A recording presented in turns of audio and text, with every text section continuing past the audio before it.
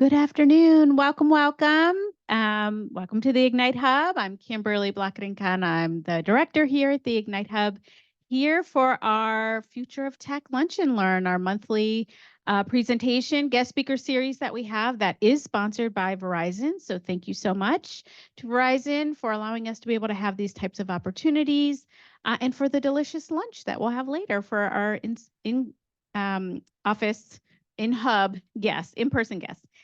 So today's topic is the future of creative content, and we have a very special guest speaker today, Mr. Alex Herder.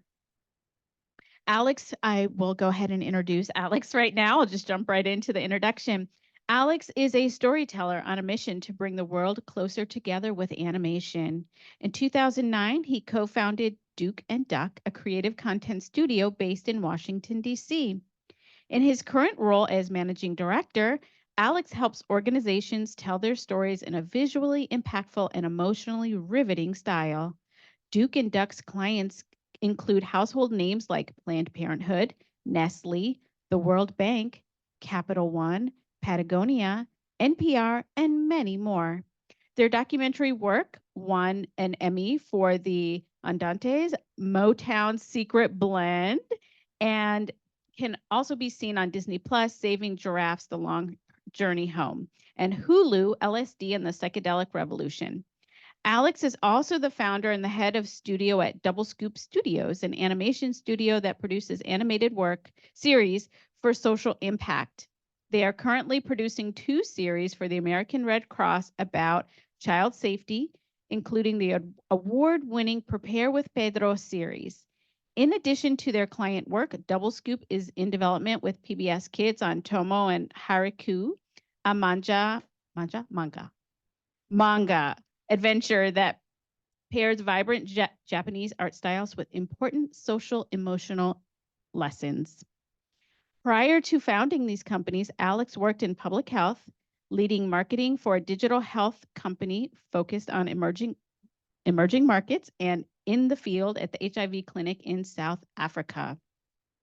Herder has been a featured speaker on entrepreneurship, digital marketing and media, storytelling, and public relations at the American University, University of Illinois, Maryland Institute of College of Art, and the Public Relations Society of America. He's a longstanding member and mentor for the American Marketing Association and manages DC in Motion, a professional association and networking group for animators in the DC area. He is available for virtual and traveling programs. So welcome, Alex. We're so glad that you're here. Thank you. I'm going to just turn it right over to you. So if you'd like to come, oh, you have a lavalier. Okay, I'm going to turn off my mic and fade out.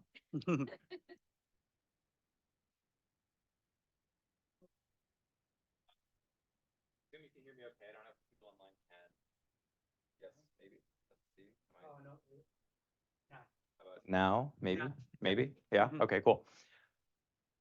All right.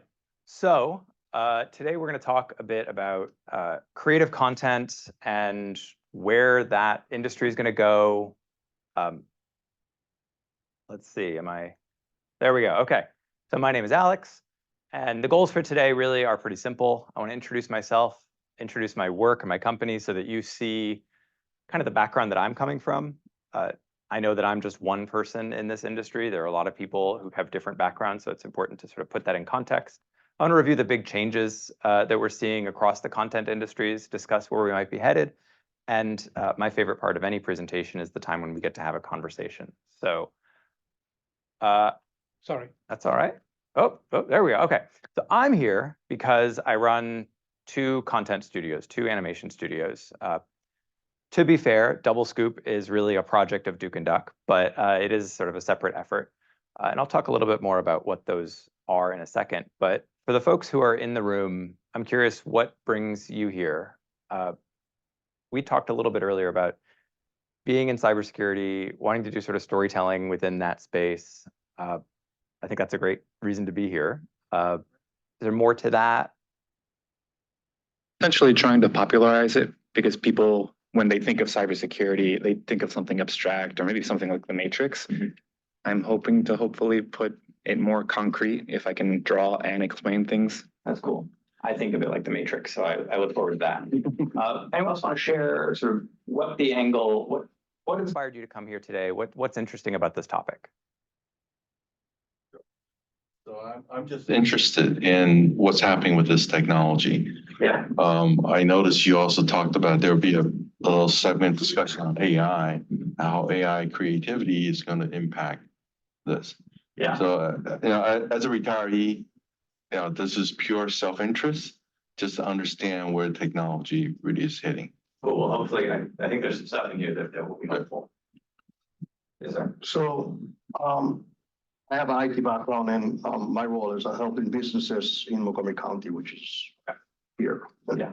And there's a lot of things are going on with technology, which is good. Yeah. There's a lot of confusion. So my role is trying to help. What you offer to different businesses can help them a lot. But I think to just worry about how to get it done, Yeah. what it is, and clarification. So that's.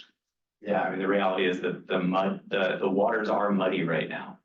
Which is in terms good. of tech stack, but in terms of also like how we tell stories and the content we consume. So I'm probably gonna muddy the waters more, but maybe give some structure to that. So for me, I'm here with the curiosity, and I'm a new computer science / data science student. And I'm interested in AI in general, like the concept of it. But the thing is, a lot of people have fear of AI. And I'm also here to kind of debunk the myths of the use and how it could be useful for our society moving forward. And for this particular discussion today, because I know there's a lot of AI generated animations or pictures. I just want to see like a little bit of a background on how you utilize that. Yeah. In the workplace. Okay, I can help there. I want to learn some new stuff. Now AI can produce some content, and sometimes it's creative, sometimes it looks weird. Yeah. So I want to know, like what's the difference? I think you profit for the content, creative content. Yeah. So I want to compare like AI and human, maybe find some method or algorithm improve AI. Yeah, I think AI learn from human, right? All right, well, let's do it. Thank you. Okay, so I'm sorry, I'm Yes. here. We actually have a comment in the chat. Okay. So Dorothy says that they are a freelance business writer and trying to see how I can continue to survive in my role. okay, I hope I can offer that. I'm also going to give my contact information at the end, so we're happy to continue the conversation. Great. All right, so because I think it's helpful to see where people are coming from, so that they sort of inform the conversation, I want to do a little bit about what I do and what my company does. So at Duke and Duck, we're a creative content studio. We're a motion design studio. We do a lot of motion design, animation, some live action video. And what that ends up being is a lot of explainers, a lot of brand content. Most of our clients are nonprofits, but not all of them, and documentary. And just because it's helpful to kind of put me in the right bucket, we're a pretty small company, 5 to 10 people. It's really like, I think we're currently 13 across both brands. And on that side of the business, we typically do like $1 to $2 million in annual revenue. So that's kind of where we exist. These are some of our clients. And again, I'm sharing this just so you have a context of like, we work with bigger organizations. We don't typically serve really small businesses. So like, there are really great experts on how to do that well. I can offer my advice, but I don't have that experience. And this is our reel, just to give you a sense of the kind of stuff that we do.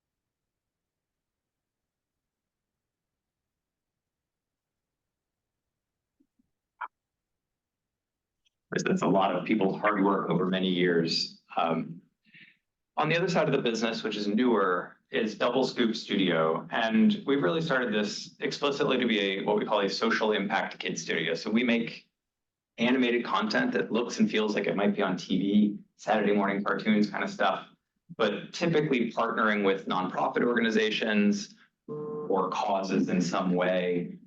We do some direct client work, partnerships, but we also have some of our own stories. In fact, our very first TV show is going to start airing in June, which is very exciting. It's called Count on Junebug, and this is the trailer.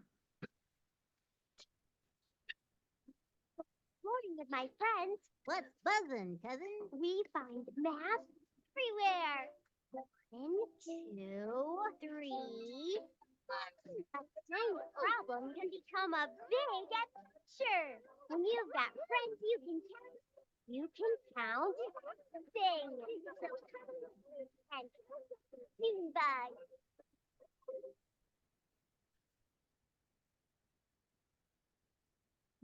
So, yes. Question like this, maybe a 1 minute cartoon. Yeah. How long? Like These you are can. 3-minute shorts. This is a 30-second trailer, Okay. but the episodes are 3 minutes long. So is 3 minutes is already too long? Sorry if I'm asking a tough question. No, I actually, to be candid, while we're shopping for a longer, while we're shopping to make it a longer series, like a bigger commitment from another network, we're actually looking at making it longer. But the viewer is actually looking for something, you know what I mean? Like Depends on the viewer. Good. No, I don't have, it's funny, I've been doing this 15 years, but I think basically since then, which is around when YouTube started, there was this idea that everyone wanted to keep going shorter and shorter and shorter. But the reality is some of the most monetized content on YouTube is long, Longer. right? It's an hour, it's 15 minutes. Some formats, TikTok being obviously the most present right now for everyone, yeah, they reward brevity.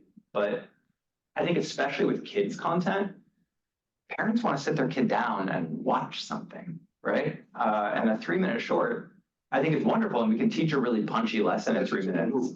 Right. But like, I know, I have 2 kids, they're older than this now, they're 7 and 9, but like, I certainly wouldn't want to sit them down to watch a 3-minute. It's hardly worth getting them to sit down to watch a 3-minute short, right? You want to watch a series. But yeah, video length we can talk more about it. It's an interesting conversation.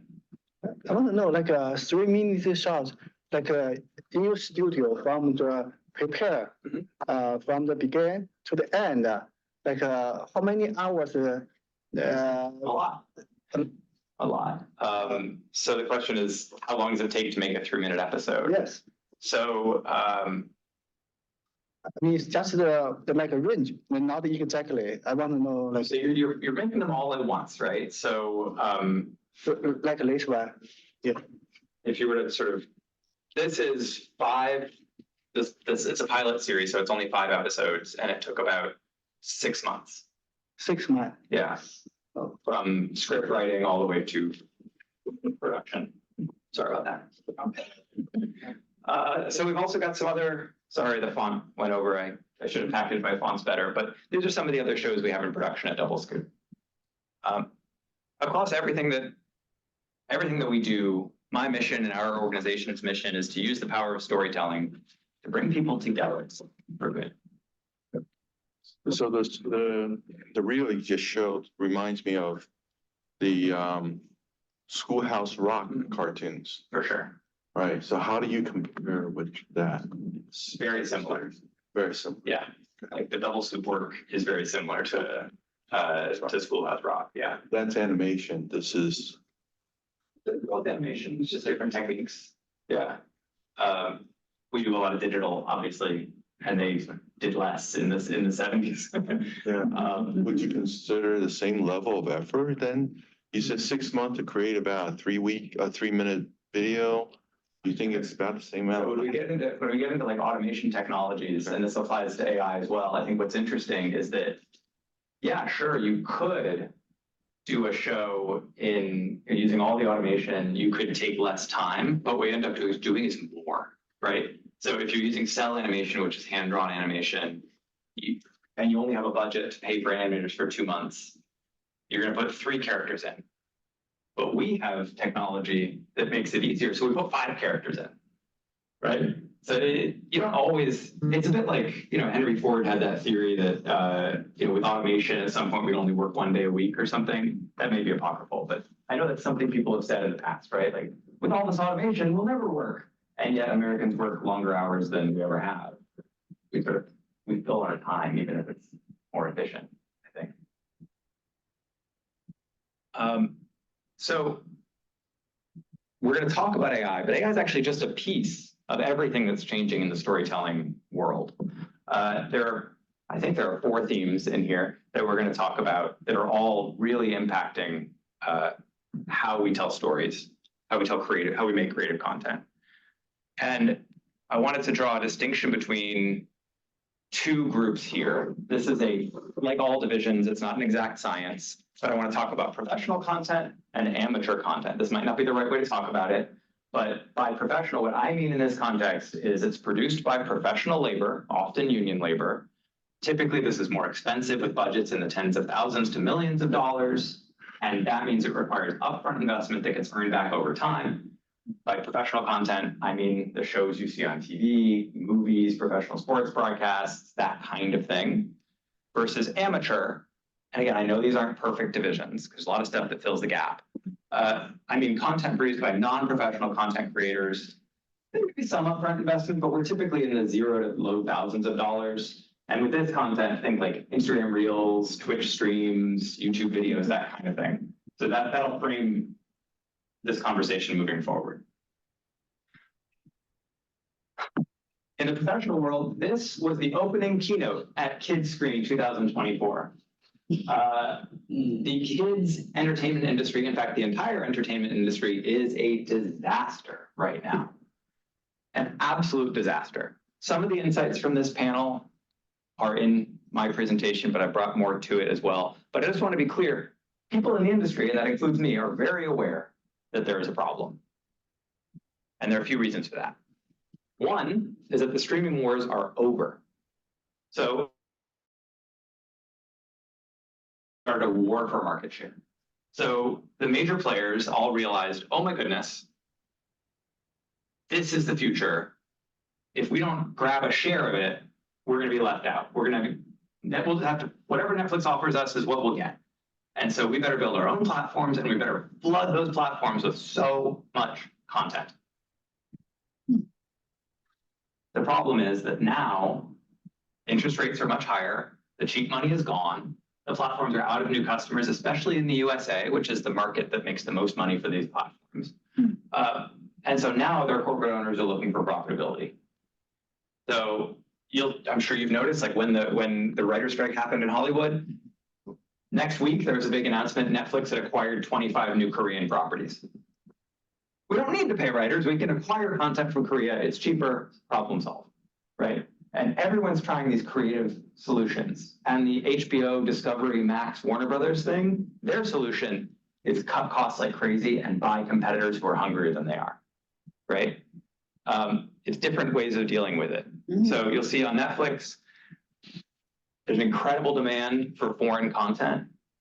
Typically, those are not Netflix commissions. They've been commissioned by their own broadcaster in their own country, and they're simply being acquired for a small fee, often a small fee, to do additional distribution outside of the home territory. You can see a lot of people like Japanese and South Korean content, as you know, but some emerging countries have invested heavily, like Spain. Spain has incredibly deep investment in making content. You can see more of that content coming through. And that's one piece of what's happening.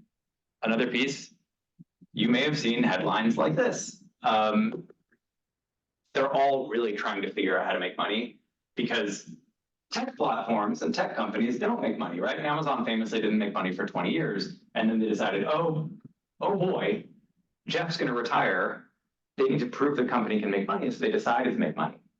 The problem is that these media companies actually can't. And so they're trying everything they can. But what it means is far fewer commissions and far less appetite for risk. As I said, Warner Brothers Discovery, they're going at it the other way. They're canceling a lot of stuff that was greenlit before because they can write it off as a written off expense, right? So you can take it off the balance sheet, they can carry that debt forward, and that helps them to finance new projects and probably new acquisitions. We saw them doing this. I was just a kid screen, and the rumor that was running around, this was back in February, the rumor that was running around was that Paramount would be the next behemoth to be absorbed into this mess. And that hurts animation a lot because Paramount owns Nickelodeon. Discovery already owns Cartoon Network. These are the two biggest purchasers of animation. There's probably antitrust issues if they merge. So now we may be going down to one, which would be very sad. So that's one trend.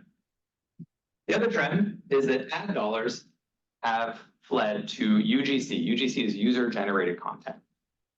So aside from streaming subscriptions, which is a relatively new revenue source for content, the way most media has been funded in the US is through advertising. So advertisers do not care that their money happens to fund great art or great stories. Advertisers primarily want to reach people, right? They want to drive sales or drive signups, or they want to move people to do something, right? And it turns out that programmatic ads on YouTube, Instagram, Facebook, TikTok are just more effective and more efficient. They can track the user more easily. They can attribute a sale to that user. Whereas when you advertise on a linear cable channel or TV channel, you have no idea, did that ad drive someone to do something? I don't know. But an ad someone clicks on YouTube, you can say, yeah, that person bought the thing because they saw the ad. And so I probably should have put it in there, but I feel like we've all seen these slides where like the percent of ad budgets have gone more and more and more on digital and more on programmatic. And that's now starting to really eat into the money that's been put into professional content. Is Netflix going to go with basic advertisement like they never did before? Yes, so Netflix and Disney have both announced that they will put in an advertising tier. Become like a TV shows in a sense, if you think about that. Yes, Just or like you get a YouTube. TV show, what they do is take away the advertisement and get the money somewhere else, and then they're gonna get more crowd back. Yes. They can. If they can, but by doing that, they're making it very clear that they're competing with YouTube and others, and like that means the cost of content, can it be as high? I don't know. This is something we need to talk about. These platforms, YouTube, Instagram, Facebook, they almost never commission or license professional content. They do sometimes, but overall, the money available for content is lower because a lot of that money is going to the shareholders of Alphabet or Meta and going to the tech infrastructure as opposed to going to content creators. Here's an example of the old way, or a way that we might have gotten this story. CNN breaking news. Hello, everyone. Thank you so much for joining me. I'm Frederica Whitfield. We'll join Fareed Zakaria GPS in a moment, but right now we've got this breaking news. 3 U.S. troops were killed and at least 24 more injured in a drone attack on a small U.S. outpost in Jordan, near the border with Syria and Iraq. This is the first time U.S. troops have been killed by enemy fire in the Middle East since the beginning of the war in Gaza, October 7th. It also marks a significant escalation of an already precarious situation in the Middle East. President Biden reacting a short time ago, vowing the U.S. will hold those responsible to account. We've got full coverage of this breaking story. Natasha Bertrand is in Washington. Priscilla Alvarez is with President Biden in South Carolina. And All right, so that was one way of telling a story. You notice there were 4 professional journalists on camera. There was a crew of people lighting them, a crew of people filming them. There was a satellite truck in at least 2 different locations. There's a network operations technician running the broadcast. Putting that piece of news out there was expensive, very expensive. And this applies to every piece of media, but I think news is indicative. This video got just as much views, just as much comments, And this is a person who literally sits under a desk and reads the news. There, yes, 3 active duty military members from the United States were killed in Jordan during a drone strike. What's kind of unusual about the targeting of this particular US military base is that it was kind of a small one. And while all deployments come with some form of inherent risk, you are taking on risk anytime that you are getting deployed to this base really should not have been super dangerous. I don't know if this is an updated map, but this is the one that was easiest to read, so this is the one we're using. And we know that a lot of the fighting that's been going on has been happening in the West Bank, Israel, and the Gaza Strip. And there's been additional attacks over here on the border of Lebanon. And you've got a lot of fighting and action happening in the Red Sea and Yemen down here. This drone attack took place way out here on the border of Jordan and Syria, kind of closer to Iraq.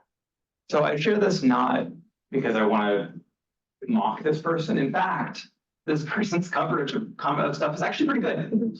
It's one of the more popular TikTok accounts. But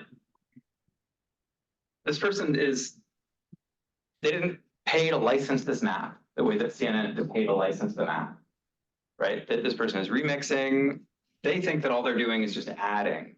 But the reality is that the eyeballs flood to this channel, and people feel like, oh, I can get enough news because I'm on TikTok, and it's fine. They don't have the professional fact checkers. In this case, I think that may be okay, but you notice that they start with, I'm not sure if this map is accurate, but let me jump in, right? It's an interesting dynamic. I mean, so the CNN News, when did it come out versus this? They both came out on the same day. I don't know about the time of the day. On the same platform? No, this is on TikTok, and the other was I found on YouTube. Well, TikTok gets more viewers, so than YouTube. So basically you put some, so why CNN? Well, I'm not gonna answer that, but. Why? I'm sure CNN. No, they have TikTok, but basically their viewers for CNN, they're not on TikTok. Right. So that's probably why they could have more views. Right. Oh, right. But I think the interesting thing from like a content creator's point of view is that note the professional aesthetic preferences of the two platforms, right? Cable news requires it looks slick, expensive. TikTok viewers don't care. Right, but I'm just wondering, where did this person get their content? Always see it. Right, so this will occur probably at least an hour or so after. Yeah.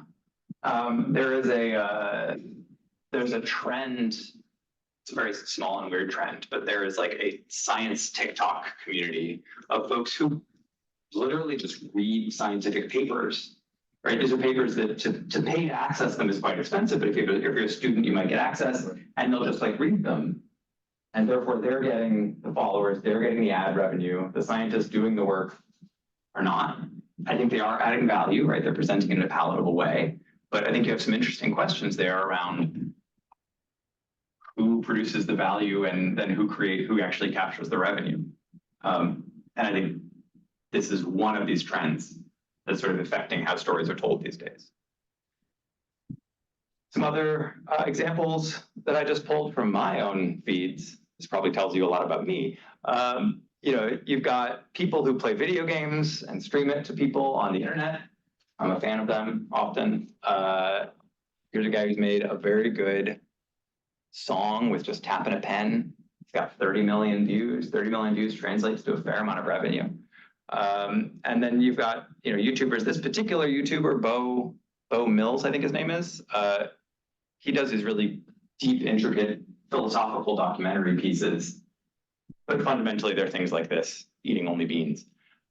This is the content that competes for our eyeballs. And we all know this, right? Like we all know that we could go and watch Shawshank Redemption again. We could go and watch, Game of Thrones, but we'd actually rather watch someone play a video game.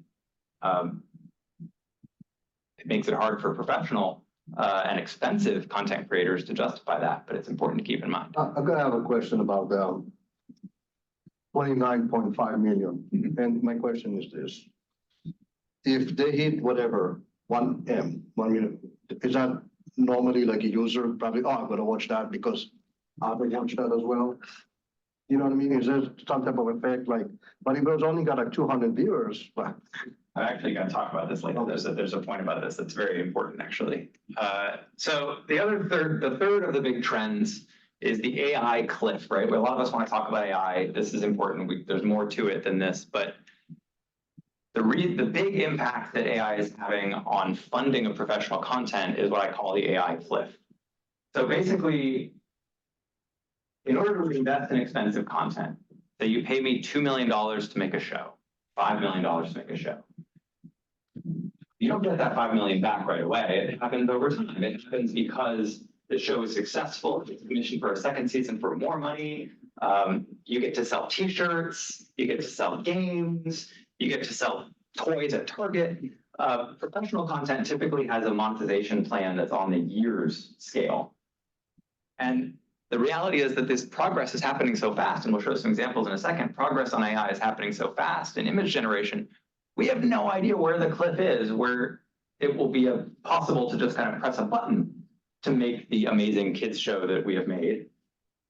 I think it's not that close, but investors feel scared. Here is an example of the brand new text-to-video model that OpenAI has released. It's called Sora. If you haven't seen this, and even if you have, I want to put this in context. So I'm about to play this. It's a video. I want to make clear the only input that the users have put in to make this video is written text. Yeah. They've written fashion. In fact, I don't remember the prompt, but I could find it.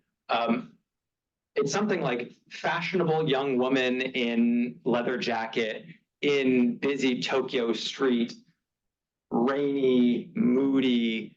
I forgot, there are a lot of things you can do to sort of get better results, but like they've just written text. That's all they've done. They haven't provided an image. They haven't done anything. And yet,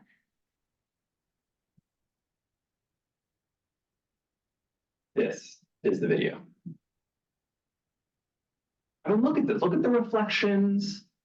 Look at the person. I mean, if you really, really, really focus, and obviously they picked this because it's a really good clip, right? They do make terrible clips and they're funny also.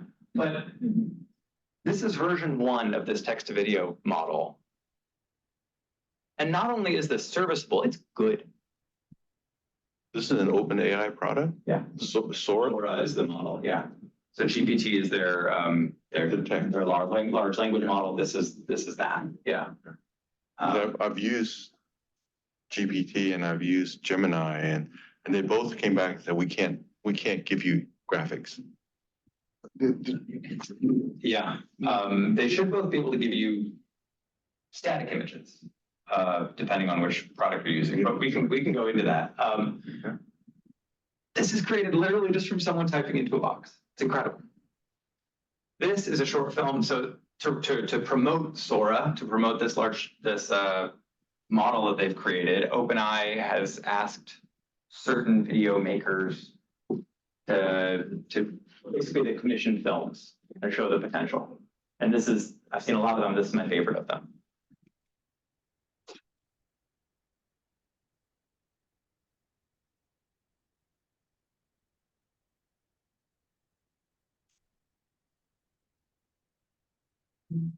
Well, they say everyone has something unique about them, something that sets them apart. It's just in my case, it's quite obvious what that thing is. I am literally filled with hot air. Yeah, living like this has its challenges. Windy days, for one, are particularly troublesome. Or there was one time my girlfriend insisted I go to the cactus store to get my Uncle Jerry a wedding present. Ugh. What do I love most about my predicament? Through the perspective it gives me, I get to see the world differently. I float above the mundane and the ordinary. I see things a different way from everyone else. Yeah, and I feel like it's because of that perspective I'm reminded every day that life is fragile. We're all just a pinprick away from deflation. So I try to live life with a lightness, a buoyancy, a joie de vivre. I got a lot of ideas keeping this thing full. With any luck, I'll find a way to share them with everyone else.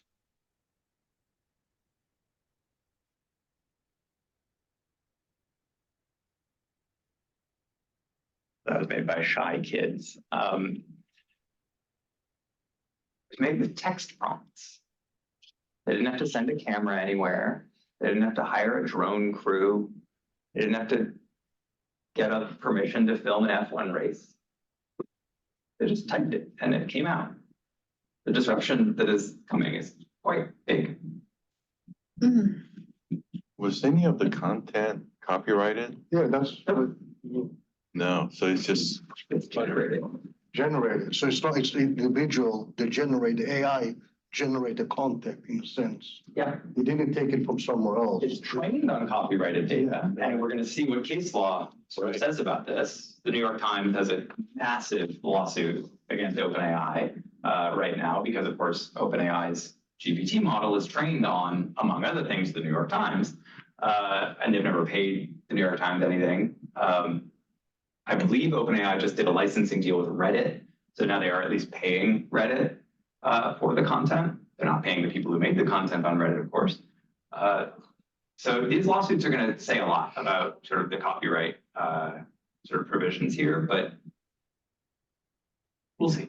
yeah, because Gemini just put out a change to their user clause that says, I think products generated by Gemini are yours. They don't claim any rights to it anymore. OpenAI does the same, and in fact, if you're a professional level subscriber, which is not very expensive, they offer you liability insurance if you are sued for copyright infringement for something you created with them. Yeah, but probably most of the users not gonna be on that platform, they're gonna be on a different one.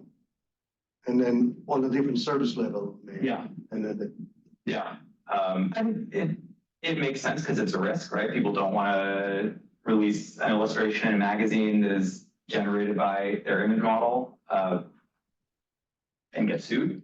And so OpenAI is basically saying, I don't know if they've ever used it, but they are saying that, like, as part of being a subscriber, we'll back you up because it's such an existential threat to their business. so if they can do this, they can do even more stuff, and that's coming. Right, right. So Sora is not yet available to the public, but it's being debuted by professionals. I've applied. We'll see where that goes. So that's AI, and we can come back to that because we actually close on it a bit, but we can also talk about it more. The fourth trend is this idea of platforms as destination. So it applies less, this one applies less to professional content than it does to individual or amateurs, but basically the last 5 years have not been great for creators and engaging with audiences. And I'll talk about that, why. A lot of this is cribbed from, wow, I blanked on his name. The guy who founded Patreon, who I normally remember the name of. Anyway, he gave a wonderful talk at South by Southwest just a couple weeks ago on the death of the follower. And this is sort of his theory of how the internet has evolved. So Web 1.0 was in the 90s. It was AOL, read-only websites, static sites. You could subscribe, but only through something like RSS. I still use RSS. I'm part of that small group of people. And basically the dynamic here is that fans can bookmark sites, but nothing's getting recommended to you. And if they want to come back, if you post an article on a Monday, and you post another one on a Wednesday, I read the Monday one on Tuesday, I don't know about the Wednesday one, I have to come back, right? I remember this internet. You probably remember this internet. Some folks don't. Web 2.0 was in the 2000s. This is truly when I sort of got really into being online, YouTube, Facebook, Twitter, blogging. The dynamics of Web 2.0 is that people can upload their own work, and people built these platforms to subscribe to creators. This really was the height of internet creativity, when a creator could put something up and someone could say, yes, I want that. Give me every post you give me.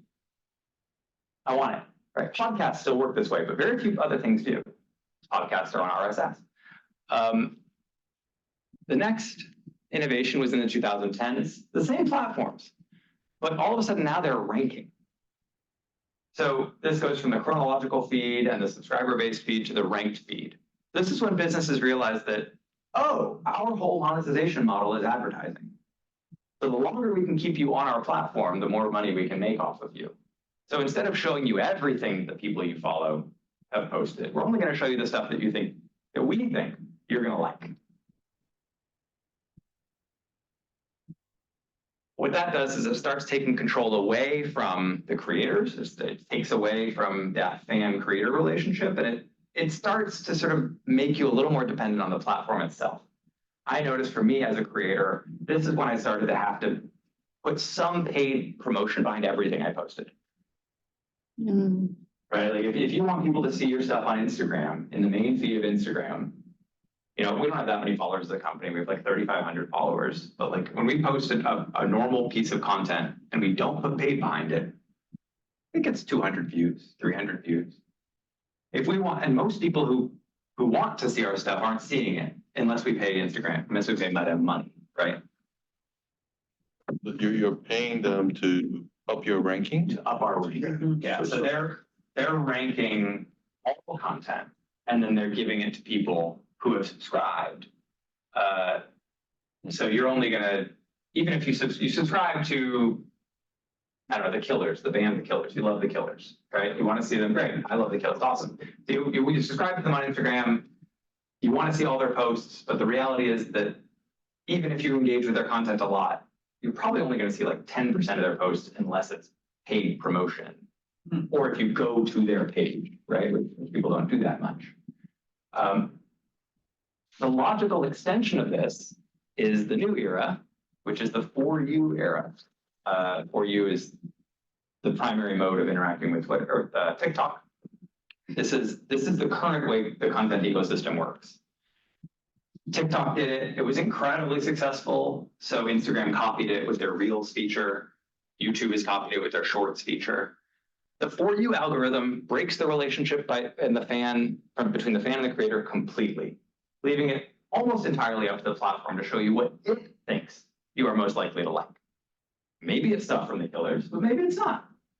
They don't care, because ultimately their biggest incentive is to keep you in the app. And they have found that if they show you content that you think you want, you might not stay as long. But if they show you content they think you like, regardless of who it's from, they'll ultimately retain a longer user session, and therefore more ad revenue.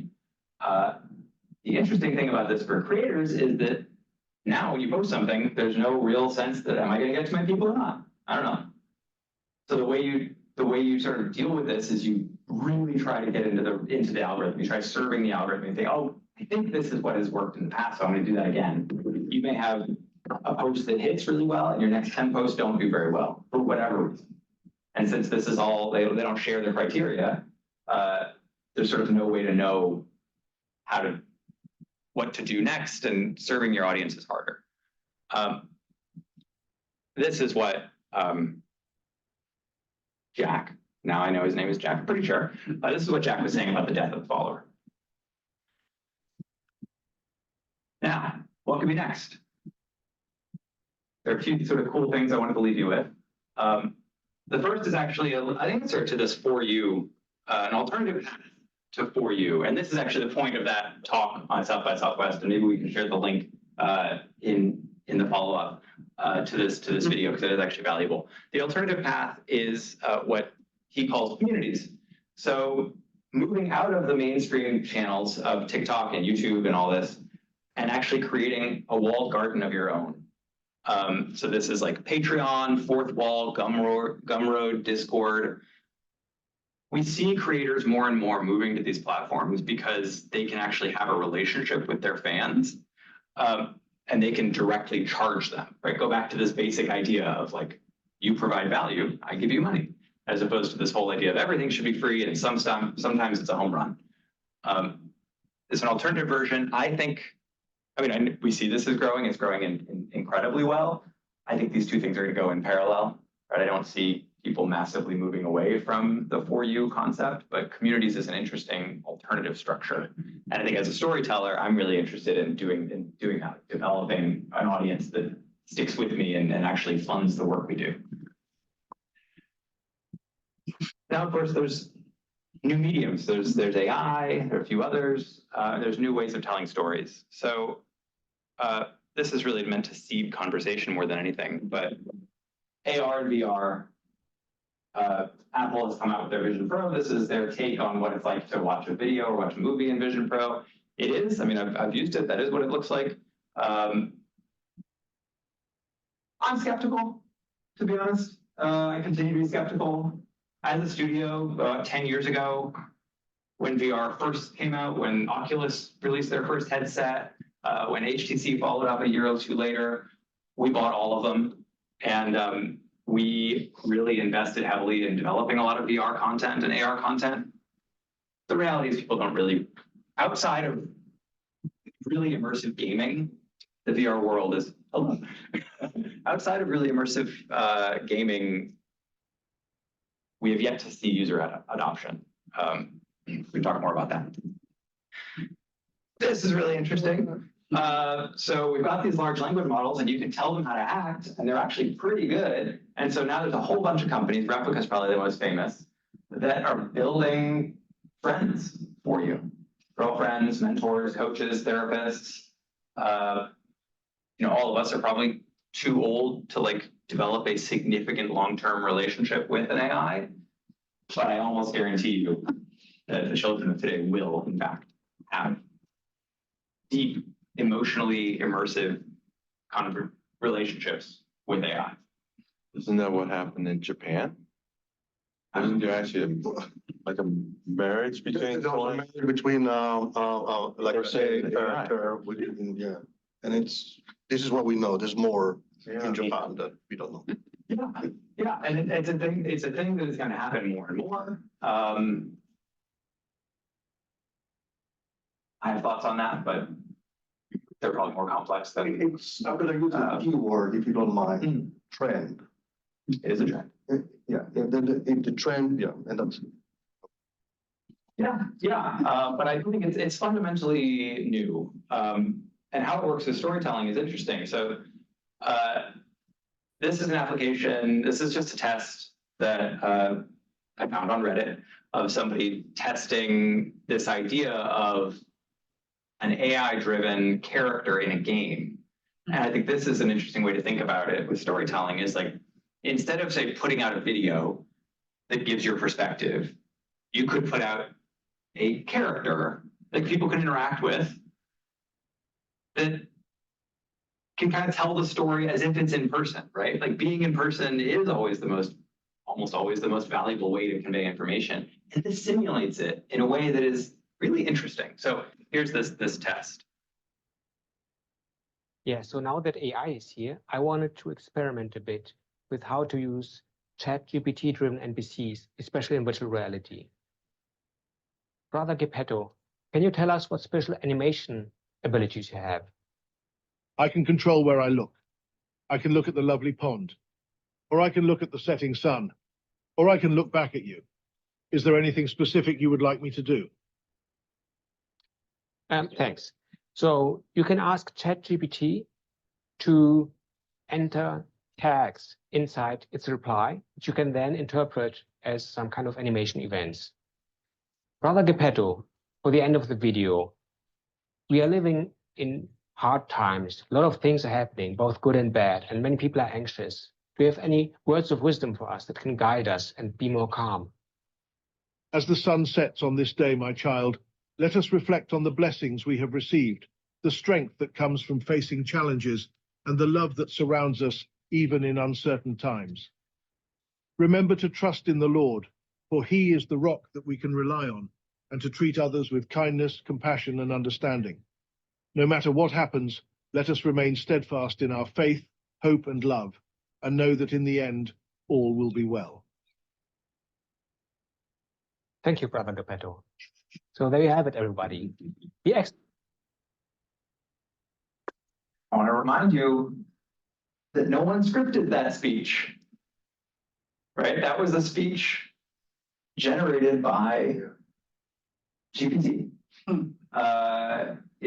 They took the audio from the game player, transcribed it using Whisper, which is OpenAI's voice-to-text platform, put it into GPT, generated a result, linked it to Unity, which that thing is animated in, I think, or Unreal. And now you have this interactive sort of character. And basically everyone I know who's developing games right now that have non-player characters are sort of trying to figure out how do we do this? How do we build characters that have personality with pretty big biases and that kind of thing, which is very interesting. But sort of tech and trends aside, I do want to bring us back to this thing that is fundamentally human, which is telling stories. Culture is who we are together. And ultimately, we are a social species. We may think of ourselves as, I'm Alex, but I'm only Alex because the people around me call me Alex, right? I'm only me because the people around me. And the way culture happens is that it's shaped by stories. The stories we tell teach us, they inspire us, they constrain us, they tell us who we are and what our purpose is. And what that means is that those of us who are storytellers, we have a lot of power. I know professionally, I'm a storyteller, right? I put stories out there, animated videos, yay. But all of us are storytellers. When we go back and we talk to our friends about how was your day, like that's a moment when you're actually shaping reality. You can come in and be really negative, and then now you've made reality a little more negative. You can come in and you can share some cool ideas, and now you've made reality a little more sort of forward-looking and inspirational. I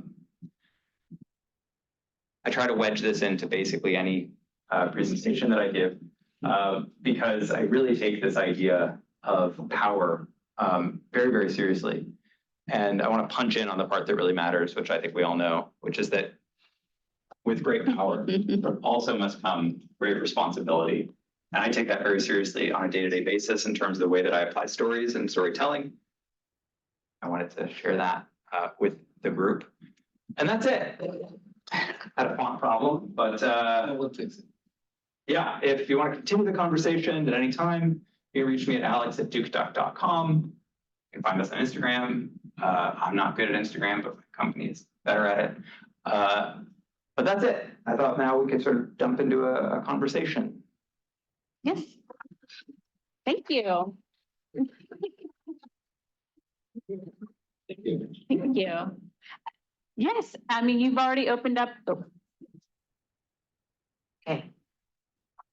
Yeah, you can have to turn my off. I'll come on. No. Okay. I'm hidden behind the monitors when this happens, but thank you. That was incredible. A lot to look forward to. So we'll open up the floor to our guests that are here in the hub or anybody who's online. Please put your questions in the chat. Is there one already? Did I miss it? Oh, okay. Any questions? Hi. Hi, thank you so much for coming and sharing your information. My question is sort of the latter part, like the equity and the access, and like with great power comes great responsibility. Your enthusiasm, the positivity, I love that. And like, I have a science and an education background, so what's happening in the space of like converting AI and apps and stuff to like education and accessibility and equity above like having access if you want to learn it and be able to, or, and also like, does your company do like outreach as well? Yeah. So I will confess, we don't use a lot of AI products right now. Okay. We do a bit of, I personally, you may be able to tell already, but I'm an extrovert. I'm someone who processes externally. So I actually find it really helpful as just like a thought partner. I use ChatGPT all the time to sort of, I'm thinking about this, you know, what's wrong with this idea? Or, you know, what else could I do with this? Or, oh, I have this one client who's interesting. Maybe let's brainstorm. I mean, I very much anthropomorphize with that. I actually should probably build a replica for this purpose. So there are a few themes in there. One is sort of representation and accessibility of these platforms. And I think one of the things we've seen is that, of course, these are not artificial intelligences. Like they're not what we have thought of historically as an artificial intelligence. It's not like a being. This is a manifestation that the large language models are a mapping of all human written text. And all human written text has some themes that are that reinforce power dynamics that we don't want, right? Human culture has a tendency towards misogyny, has a tendency towards white supremacy, has a tendency towards homophobia. Doesn't mean there aren't people who aren't putting alternative versions out there, but like,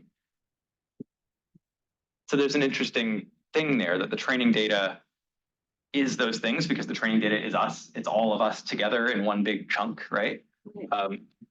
Certain makers have been trying out different ways of solving that. So it was Google's new image. Yeah, it was Google's new image thing that got in trouble Yeah, recently. because of the way it was, yeah.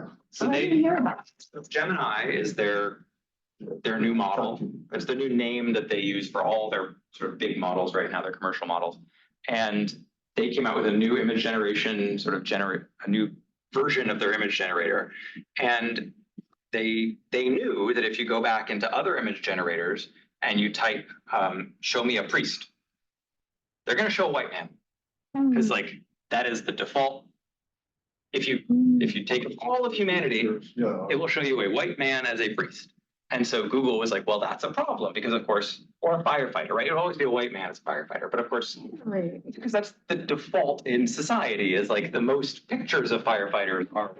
Oh yeah, for sure.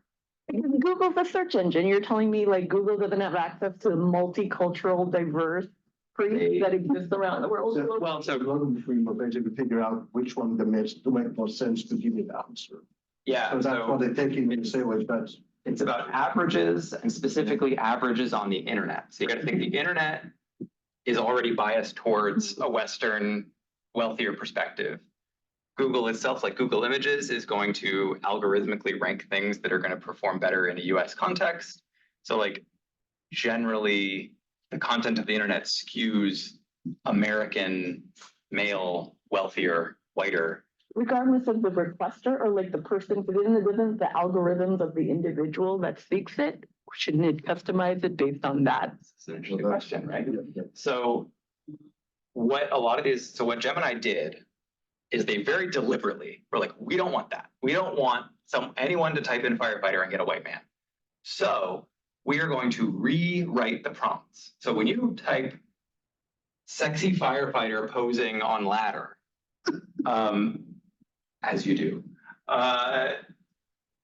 it will actually rewrite the prompt and it will say sexy firefighter of South Asian descent. It will like randomly insert, or like it will say diversity, emphasize diverse expression or whatever it is. And for firefighter, that's great. Like, cool, now we're getting more diverse images of firefighters getting generated.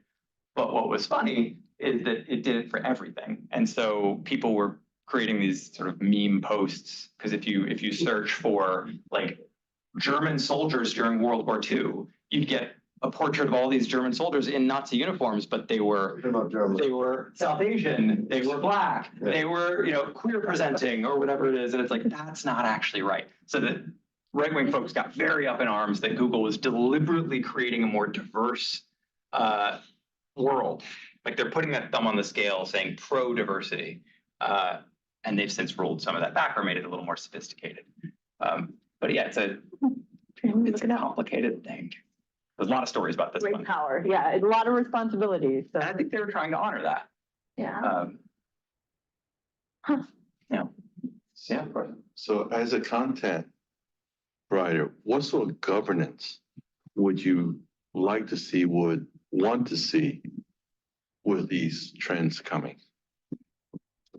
I can talk a bit about like what we do ourselves, sort of our governance norms. So we go through kind of a diversity, a DEI representation audit at multiple stages in our projects. So when we ask, it's like a checklist, are we reinforcing any power dynamics that we don't want to be reinforcing? Are we representing truly the whole scope of the people affected by the story? And then it asks specific questions around like, are we representing disability? Are we representing body difference? Are we representing all that sort of stuff? So these are just manual checklists that we do. I'm sure there are better things we could do. There are sort of more efficient ways to do it. I would encourage anyone making content to do something similar. following their own values. I mean, maybe they don't care about one thing and that I care about. That would actually lead to the community's discussion. Yes. Because I don't want to be in your community. I want my community. Right, and there'll be different norms, right? And I think one thing that's interesting is that tech in general is a winner takes most industry, right? Like the more revenue you have, the more servers you can buy, the higher you can pay your engineers, the more, right? And as long as US antitrust enforcement is as lax as it is, we have this really interesting dynamic where it's entirely possible that, like, I'm not saying this is going to happen, but let's imagine that the next versions of Gemini and Sora are so good that, like, most of us who make content are too expensive now. Because I could just make that kids show with Sora 3.0 or whatever. Let's imagine that happens. Now you've got maybe 2 companies responsible for almost all the content being created. And when they do things like, oh, I want to put my thumb on the scale of diversity here, which in this case is like, that's a laudable goal, but maybe they want to put their thumb somewhere else. That's really scary. And of course, the way the copyright law tends to work, and I'm glad they are saying, hey, we're not claiming, but at some point they might. Now all the financial returns from these products goes to just 2 companies. Right now, Google and Microsoft are kind of the only companies in this space. There are some open source models, but they're much less used. And this is a place where, like, money costs, right? Like Sam Altman, sorry, names. Sam Altman, who's the head of OpenAI, is attempting to raise $1 trillion to like build more GPUs because he thinks that, like, GPT-8 or whatever, like that version will require $1 trillion of processing power. And like, how many people can do that? But anyway, it's interesting. There's a lot of power dynamic stuff, but like, I studied history, so I'm happy to talk about like social and sort of trends and stuff. Oh, okay, I can use this one. All right, I think we can take maybe one more question. We're a little bit right after 1 o'clock, but those of you that are in person, we're gonna go to our lunchroom and Alex will join us over there and we can continue our discussion. Is there one last question?